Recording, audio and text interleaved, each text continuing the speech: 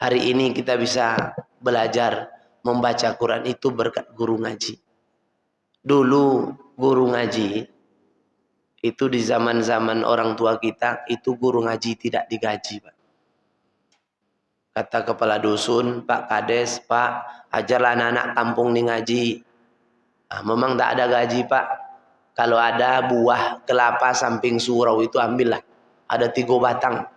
Ditengok oleh bapak tuh. 3 batang. 2 batang yang berbuah, Pak. Yang 1 batang struk ringan kelapanya. Tak bisa diambil.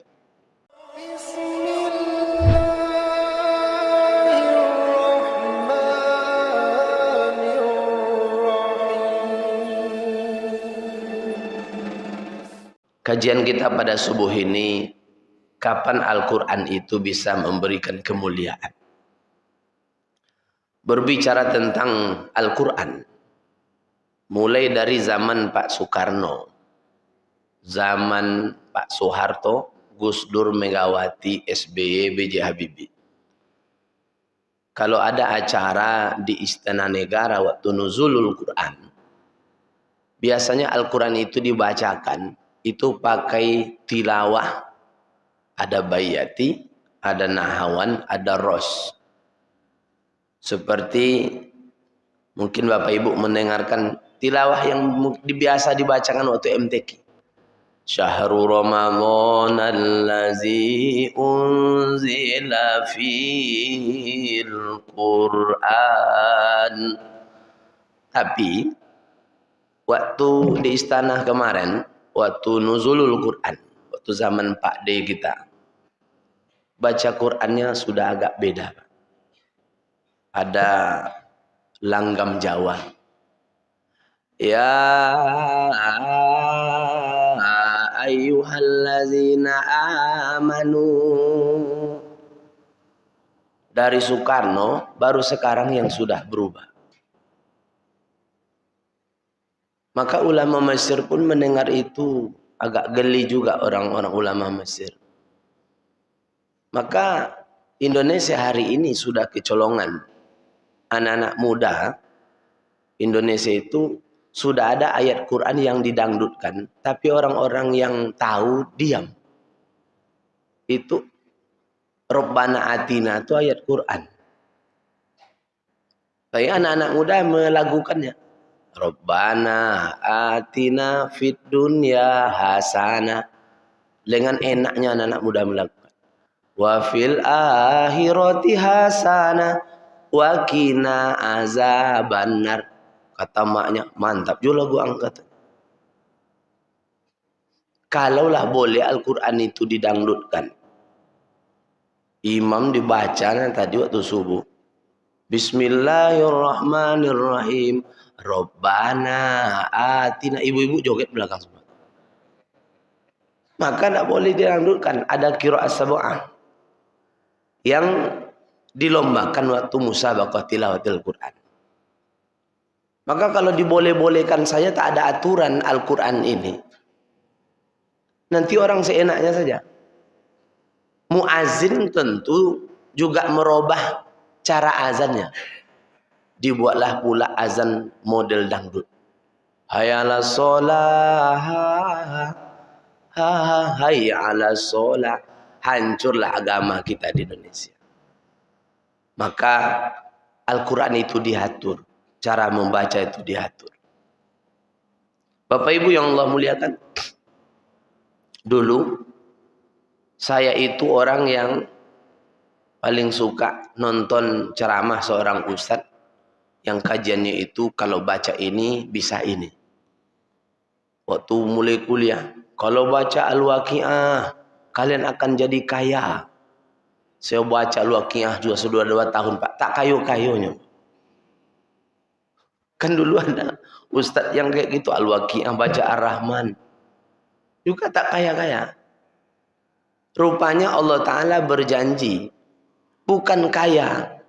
Kan banyak pengamal-pengamal Al-Waqiah. Kami tidak melarang Bapak Ibu baca Al-Waqiah, baca. Tapi Allah Ta'ala tidak pernah menjanjikan kaya. Allah menjanjikan man amila solihan min zakarin au unsa wa huwa mu'minun falanuhyiyannahu hayatan thayyibah. Barang siapa yang beramal soleh, dia tiap malam baca Al-Waqiah, tiap pagi baca Ar-Rahman, baca Yasin, baca Tabarakallazi, baca Quran. Apa yang Allah berjanji? Allah tidak janjikan kaya. Allah hanya berjanji falanu yannahu hayatan thayyibah, akan kami berikan kehidupan yang baik. Kehidupan yang baik itu bukan kaya. Punya istri patuh, punya anak mudah diatur. Nah, coba orang-orang dulu. Orang-orang dulu, orang tua kita dahulu, saking patuhnya anak, nyuruh ngaji itu hanya sekali. Tahun 70-an, 80-an, kata ayah kita, ngaji nak. Langsung kita ngaji. Padahal tak pakai lampu, Pak. Pakai suluh, tak? Pakai apa, kelapa tuh. Ngaji. Cuma satu kali. Hari ini nyuruh anak ngaji sampai 20 kali. Marah kita dengan dia, kita pula yang dimarahinya. Hilang keberkahan. Apa yang hebat dari orang dulu? Orang dulu tuh rajin dia baca Quran, bukan ingin kaya. Tapi mereka menginginkan kehidupan yang baik. Istrinya patuh, anaknya patuh, suaminya elok. Bapak Ibu yang Allah muliakan. Jadi kapan Quran itu bisa memberikan kemuliaan? Yang pertama, apabila Al-Quran itu banyak kita mendengarkan Quran ketika dibaca. Maka di Bengkalis itu ada anak kecil usia 9 tahun hafal Quran 30 juz. Ketika ditanya dengan ibunya, apa yang ibu kasih sama anak ibu? Anak ibu 9 tahun hafal Quran 30 juz. Kata sang ibu, tidak ada saya kasihkan sama anak saya, Ustaz. Yang ada hanya mulai sejak saya mengandung, di rumah itu tidak ada yang didengarkan kecuali sepeker Quran dihidupkan selama 24 jam tanpa dimatikan. Mulai dia hamil. Di situ rumahnya tak ada lagu dangdut, lagu Minang, lagu Wacu, lagu Batak, tak ada. Tak ada. Yang ada rumah itu hanya sepeker Quran yang tak pernah mati. Kecuali mungkin baterainya habis karena lampu mati. Tak pernah. Lahir anak tetap hidup 24 jam. Anaknya lahir tetap 7 tahun, 8 tahun, sampai 9 tahun. Dan 9 tahun usia anaknya pun hafal Quran 30 juz. Usia 9 tahun. Ibu-ibu usia 50 tahun sudah ada 5 juz hafal? Belum. 10 juz? Belum. Itu 9 tahun. Apa yang hebat? Karena yakin mendengarkan Quran saja Allah turunkan rahmat. Wa iza quri'al Quran fastami'u lahu wa ansitu la'allakum turhamun. Apabila dibacakan Quran, dengarkan. La'allakum turhamun, Allah turunkan rahmat. Maka anak itu dapat rahmat. Apa rahmatnya? 9 tahun sudah hafal Al-Quran 30 juz. Bapak Ibu yang Allah muliakan, maka jangankan manusia mendengarkannya, binatang pun.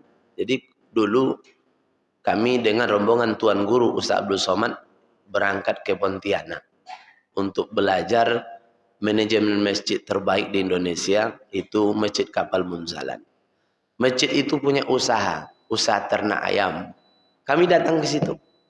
Rupanya usaha ternak ayam di Pontianak itu, kami tengok di ujung dalam kandang ayam itu dibunyikan Quran, kaset Quran, speaker 24 jam. Kami tanya sama orang menjaga, orang Bandung, Pak, ini untuk apa ini pula, Pak?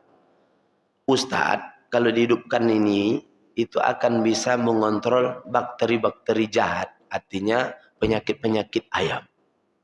Nah, itu yang dilakukan. Di rumah-rumah walet, itu di Pontianak, itu dihidupkan. Itu speaker Quran 24 jam. Itu berpengaruh. Dan ini bisa memberikan kemuliaan. Kemuliaan bukan saja kepada manusia, kepada hewan, bahkan kepada air minum pun bisa menjadikan rahmat ketika itu diteliti di sebuah negara di Jepang. Ketika Al-Quran itu dibacakan sama air minum. Begitulah Al-Quran itu mampu memberikan kemuliaan. Ketika kita banyak membaca, banyak mendengarkan Al-Quran. Kenapa anak-anak hari ini, banyak anak-anak kita, maaf cakap, Quran dapat pula sikit. Lagu Minang dapat pula, lagu Ocu dapat, lagu Batak. Karena ketika maknya mengandung, banyak lagu yang didengarkannya. Hari Senin lagu Minang, hari Selasa lagu Batak. Maka anak lahir itu anak campuran. Quran dapat pula sikit. Inilah yang pertama, Al-Quran bisa memberikan kemuliaan di saat Al-Quran itu banyak-banyak kita mendengarkannya. Bapak Ibu, kalau ada orang baca Quran, dia pakai tilawah Quran, kita pasti merasakan beda. Ada ketenangan. Imam kita tadi baca ayat Quran, tenang rasa. Padahal kita punya hutang, Pak. Lupa kita hutang kita. Tenang ketika kita mendengarkan Quran.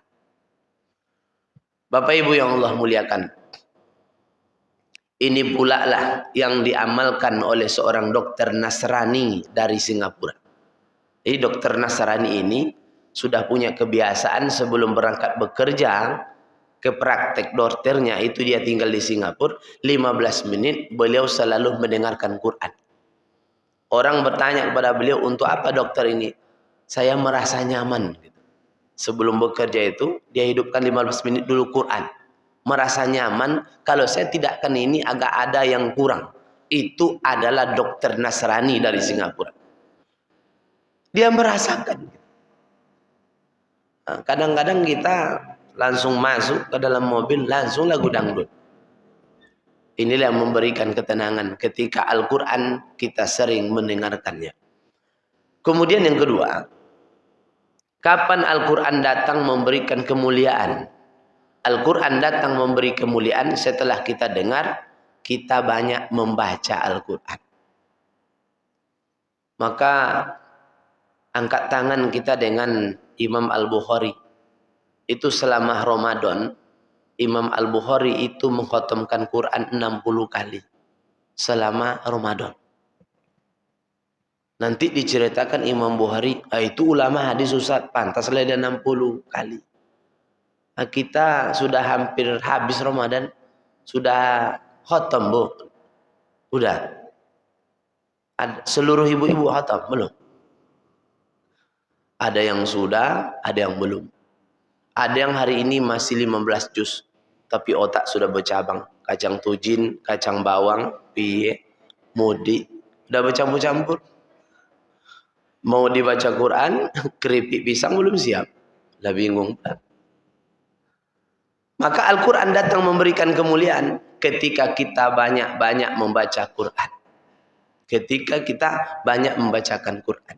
Iqra'ul Quran fa'innahu ya'ti yaumal qiyamah bis-safa'ah. Bacalah Al-Quran, Al-Quran itu akan datang memberikan syafaat dan pertolongan. Hari ini kan anak-anak kita, kalau kita tanya, engkau kemana nak hari ini berbuka? Saya berbuka mah dengan besti saya. Oh, pakai bahasa besti. Sama maknya dibilang besti juga. Ini besti saya. Besok di hari kiamat tak ada lagi besti-besti. Tak bisa lagi besti nolong kita. Siapa yang bisa nolong kita di hari kiamat? Yang bisa menolong kita hanya amal kita. Al-Quran inilah yang bisa nanti datang kepada kita, memberikan pertolongan kepada kita. Maka menjelang ini hari ke-25 Ramadan. Nanti malam-malam ke-26.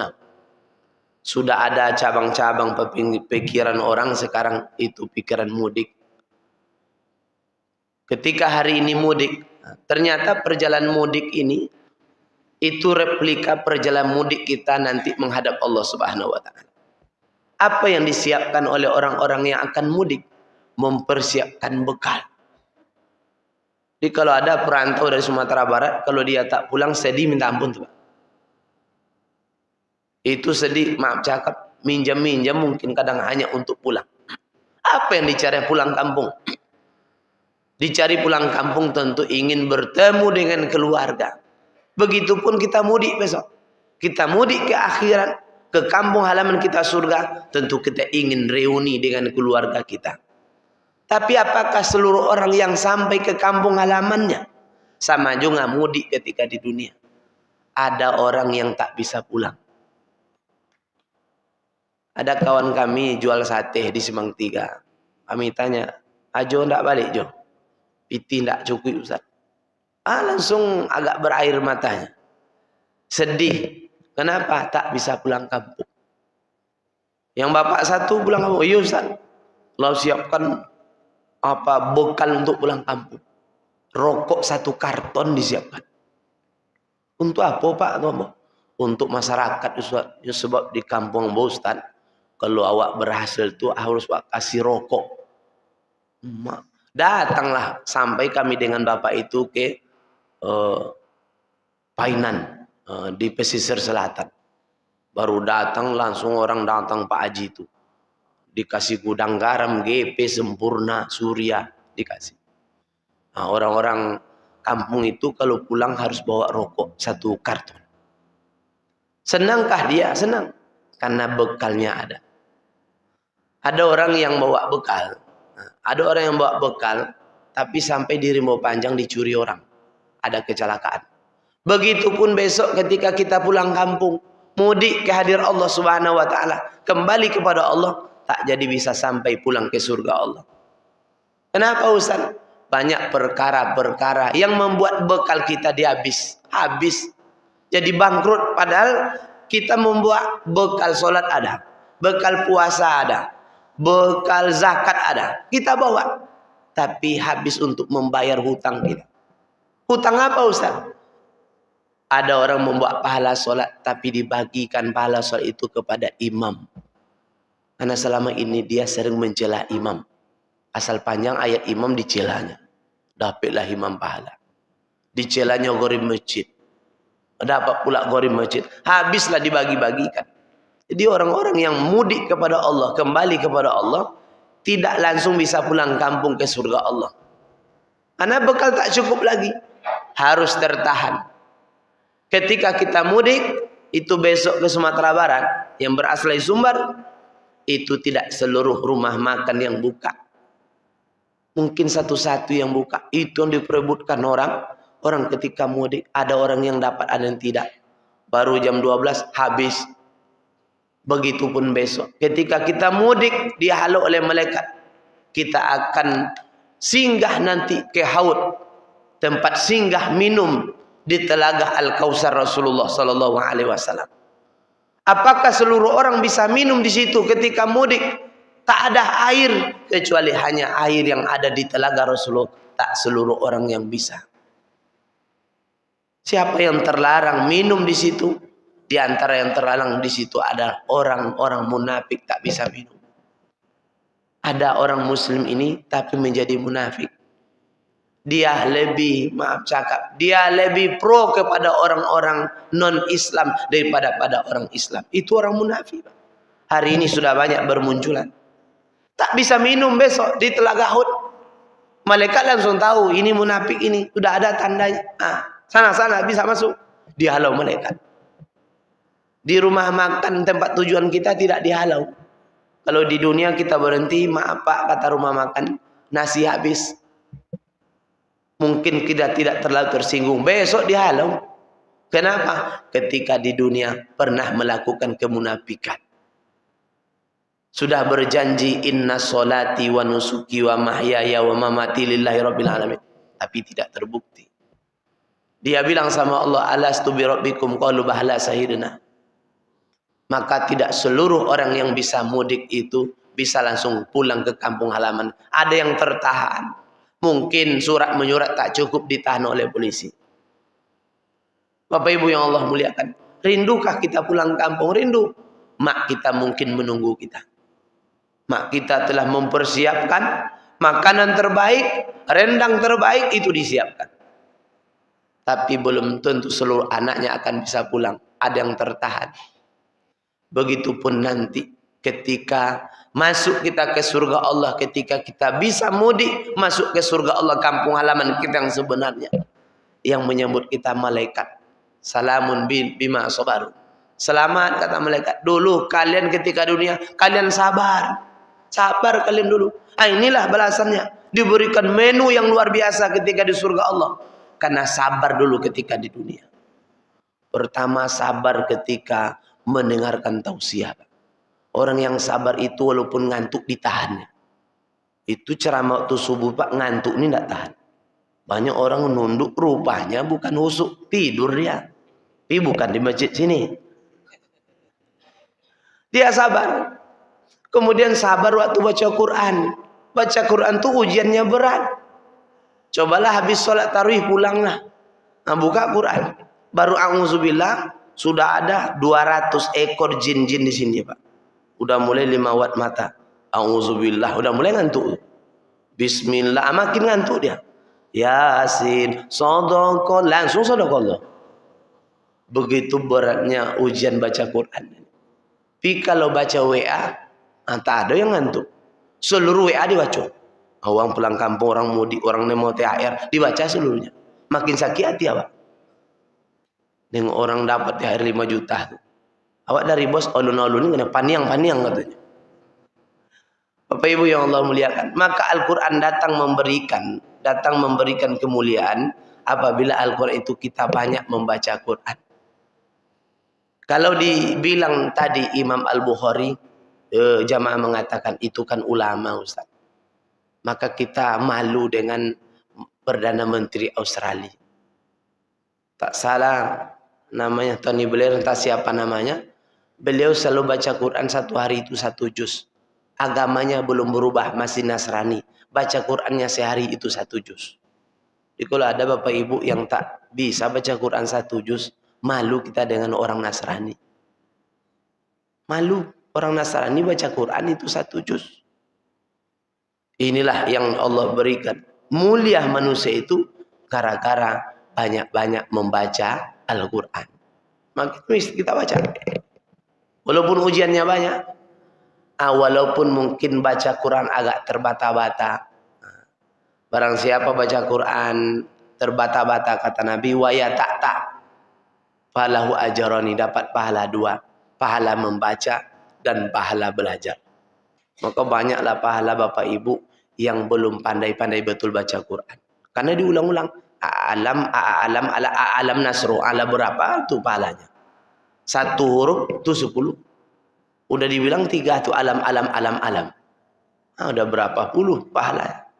Ini hebatnya Al-Quran ini. Walaupun mungkin belajar, tetap diberikan pahala. Bapak Ibu yang Allah muliakan, mesti kita belajar Al-Quran. Belajar untuk membaca Quran.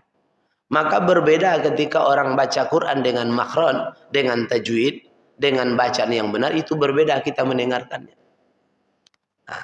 Kadang-kadang maaf, kalau di kampung-kampung, di daerah-daerah itu, banyak kadang-kadang imam-imam masjid tak mau belajar Quran, tak mau belajar tahsin, tak mau memperbaiki tajwid.